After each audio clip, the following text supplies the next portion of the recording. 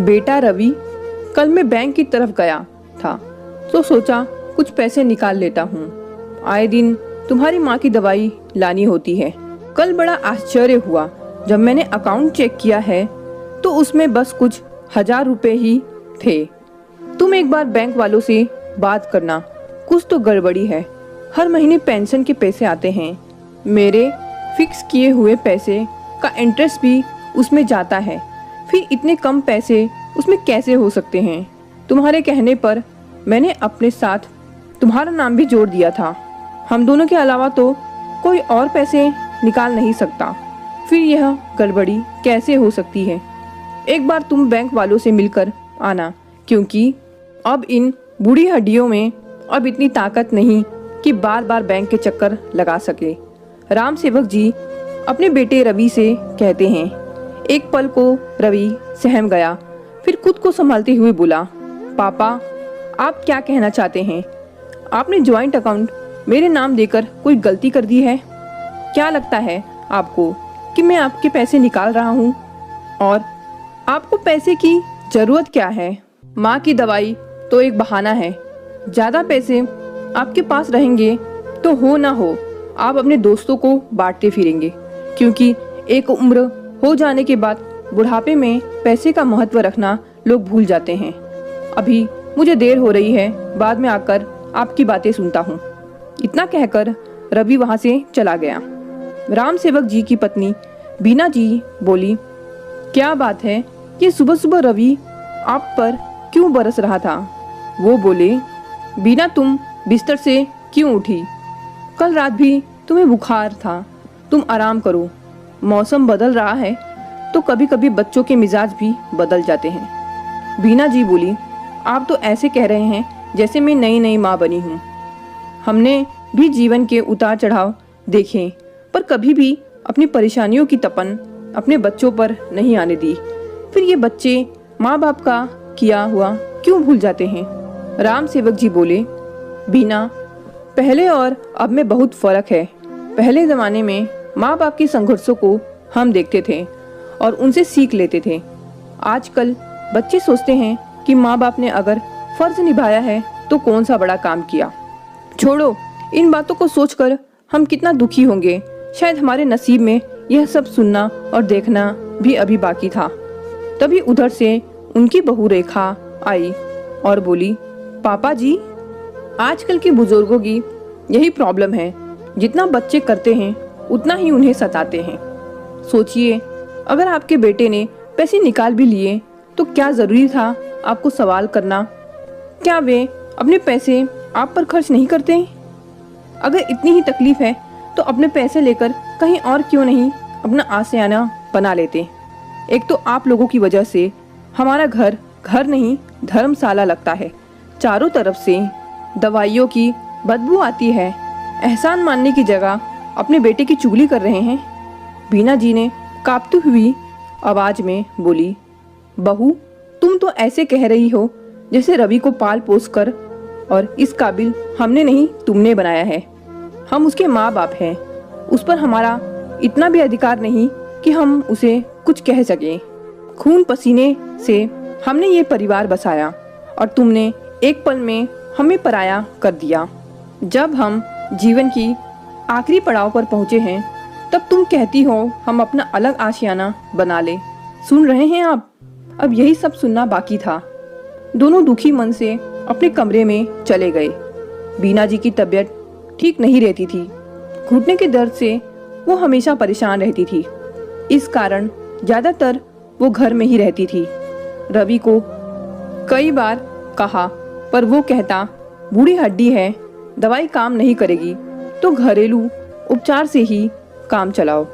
राम सेवक जी कभी कभार अपने हम उम्र लोगों से भी मिलते थे। जब सबकी व्यथा वो सुनते थे तो उन्हें लगता था कि उनका दर्द थोड़ा कम है और घर आकर पत्नी को समझाते थे। एक रात राम सेवक जी बीना जी के लिए कुछ दवाई लेकर आ रहे थे तो उन्होंने देखा सड़क के किनारे बेंच पर कोई वृद्ध व्यक्ति बैठा रो रहा था। राम सेवक जी पास आकर देखे तो उन्हें बड़ा आश्चर्य हुआ। ये तो कैलाश बाबू थे जो बगल वाली सोसाइटी में रहते थे। वो जाकर उनसे पूछे, कैलाश बाबू, ठंडी का मौसम है, इतनी रात गए, आप सड़क के किनारे क्यों बैठे हैं?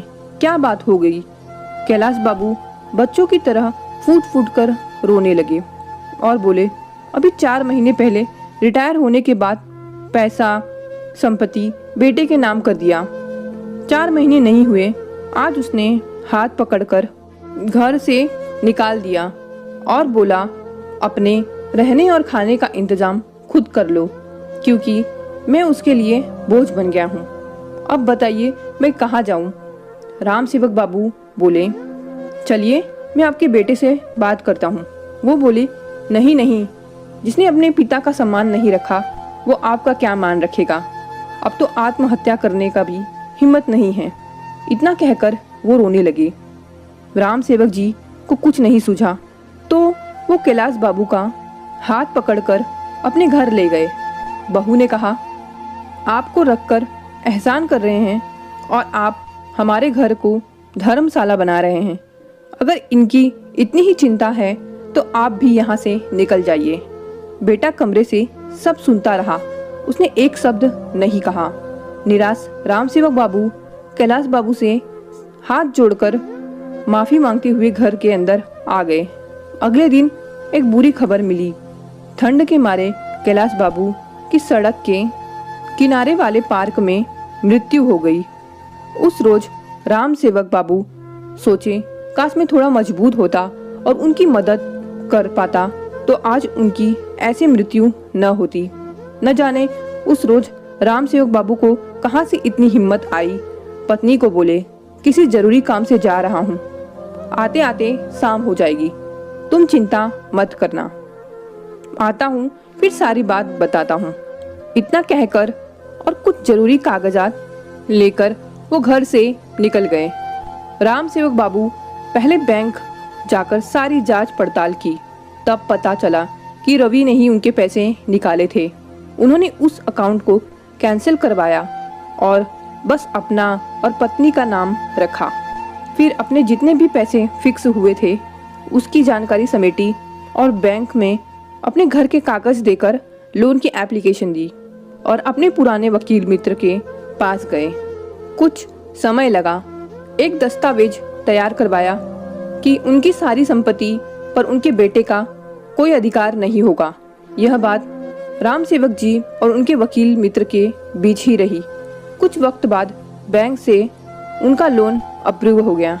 राम सेवक बाबू ने मित्र के साथ मिलकर एक संस्था से बात की और अपने सारे पैसे लगाकर अपने गांव के पास एक बुजुर्गों के लिए बड़ा सा घर बनाया जिसका नाम आसियाना रखा। ये बात रवि को पता चली और घर आकर उसने बहुत हंगामा खड़ा किया। मुझे देने के लिए आपके पास पैसे नहीं हैं और आपने बैंक से इस घर के नाम पर लोन ले लिया और तो और गांव की जमीन पर भिखारियों के लिए घर बनवाया। अरे इतना ही पैसा है तो आप ये घर क्यों नहीं खाली कर देते? तभी वहां बीना जी आई और कांपते हाथों से उन्होंने रवि को एक थप्पड़ लगाया और बोली, जिसने तुम्हें चलना और बोलना सिखाया तुम आज उसी से तन कर बात कर रहे हो। इससे अच्छा तो तुम पैदा होते ही मर जाते, कम से कम ये दिन तो नहीं देखना पड़ता। राम सेवक बाबू बीना जी को संभालते हुए बोले, बेटा तुम्हारी पत्नी ने ही कहा था कि हम अपना अलग आसियाना बना ले और तुम ये भूल रहे हो कि यह घर मैंने अपने पैसों से खरीदा था। तुम रहने के लिए एक छत दे रहा हूँ पर एक शर्त पर, तुम इसका किराया हर महीने बैंक में जमा करोगे ताकि मेरा लोन चुकता हो सके। तुम भूल रहे हो कि मैं तुम्हारा बाप हूँ, अपने काम से रिटायर हुआ हूँ, दिमाग से नहीं। तुम्हारे और उनके बेटे के व्यवहार के कारण कैलाश बाबू की मृत्यु हो गई। काश कि उस रोज उन्हें आसरा मिला होता तो बेचारे की इस तरह से मृत्यु नहीं होती। अब आगे से हर उस आदमी के लिए ये आशियाना खुला रहेगा जिसके तुम जैसे औलाद होते हैं। इतना कहते हुए राम सेवक बाबू ने कागजात की एक कॉपी रवि को दी और पत्नी को लेकर वहां से निकल गए। कुछ ही समय बाद राम सेवक बाबू के वो वकील मित्र अपने बच्चों द्वारा दुखी होकर उसी आशियाने में आ गए और वहाँ की सारी जिम्मेदारी संभाली। धीरे धीरे और भी लोग जो अपने बच्चों से अपमानित किए गए, उन्होंने वहाँ आसरा लिया। उनमें से कई लोग अपने वक्त के शिक्षक, इंजीनियर और डॉक्टर थे, जिन्होंने आशियाने की जिम्मेदारी संभाली और धीरे धीरे उसे बड़ा किया। समय बीता, बीना जी का साथ छूट गया, पर राम सेवक बाबू ने बेटे को मुड़कर नहीं देखा और अपना सारा जीवन अपने आशियाने के नाम किया। वहाँ कई ऐसे लोग थे जिन्हें पेंशन मिलता था, पर घर में सामान नहीं मिलता था, जबकि वो किसी पर बोझ नहीं थे। फिर भी अपनों के द्वारा दिया गया चोट आज भी उन्हें दर्द देता और एहसास दिलाता कि जैसे अपने हाथों की उंगलियां बराबर नहीं होती, सभी बच्चे एक जैसे नहीं होते। यही सोचकर वो कभी मुड़कर अपने अपनों के पास जाना नहीं चाहते थे। तो क्या वे गलत सोचते थे? साथियों, उम्र बढ़ती जाती है, पर हौसला ही है जो कहीं ना कहीं हमारे भीतर छुपा होता है। माता पिता परिस्थितियों से गुजरकर भी हिम्मत बनाए रखते हैं और अपने बच्चों के लिए एक घर तैयार करते हैं। एक समय आता है जब उसी घर में माँ बाप के लिए जगह नहीं बचती। हर माँ बाप को एक समय के बाद अपनी हिम्मत और हौसला बनाए रखने की ज़रूरत है, क्योंकि आज के समय में कब वक्त और रिश्ते रंग बदलते हैं ये कोई नहीं जानता। तो उसके लिए आप पहले से तैयार रहें। तो दोस्तों, आपको यह कहानी कैसी लगी?